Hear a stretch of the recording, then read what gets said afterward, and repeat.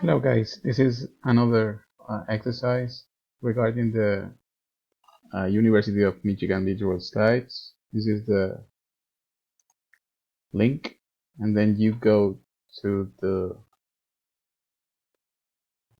website, and then you can look for any issue here.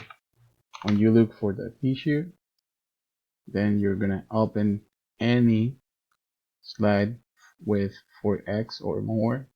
You hit here in web scope, and here you can see your Adobe Flash. It could be blocked.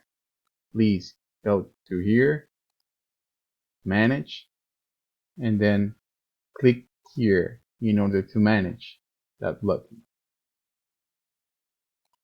Then you can go again, go to web scope, and there you're enable your Flash player. Allow, and then you can see now your slide.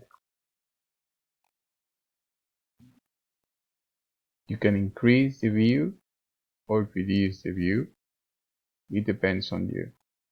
You can move this square through the tissue in order to see details. And that's it.